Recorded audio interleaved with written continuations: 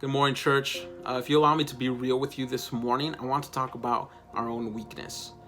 Our own shortcomings, our own fears, our doubts, our insecurities, and even our own sin.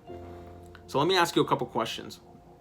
Have you ever been overwhelmed by the reality of how weak you are? Have you ever been on your knees and cried out to God to save you from your own sinful heart? Do you get frustrated when your fleshly desires run back to the same old sin? Romans 7 says this, "For I do not understand my own actions, for I do not do what I want, but I do the very thing I hate." Does doing the very thing you hate lead you deeper into despair, doubt, and anxiety? Well, if you answered any of these questions with yes, let me comfort you by saying that you are not alone, and that you are actually closer to God than you realize. See, because our own weakness reveals God's character.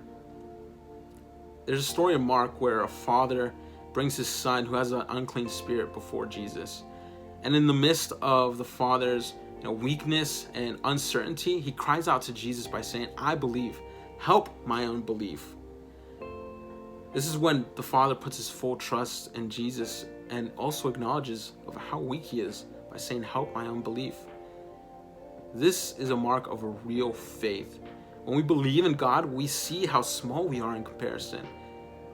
We see our desperate need for Jesus, and seeing our own weakness allows us to cry out to God in faith and experience His amazing grace that He gives towards us. And God is not only gracious enough to show mercy towards sinners, but to also embody the beauty of humility by sending His one and only Son, Jesus, down from heaven. You see, Jesus was born as a baby and not as a wealthy king. He rode on a donkey instead of a chariot.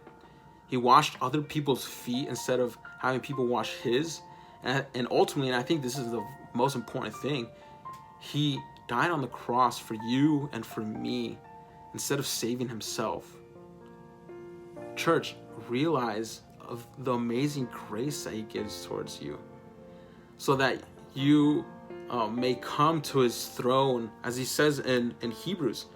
"Let us then with confidence draw near to the throne of grace, that we may receive mercy and find grace to help in a time of need." See, what the world sees as weakness is actually a beautiful picture of God's grace. God loves us in our own weakness. And when we hold the mirror up to see our true selves, which we really don't like, it is a way of God calling us back to Himself.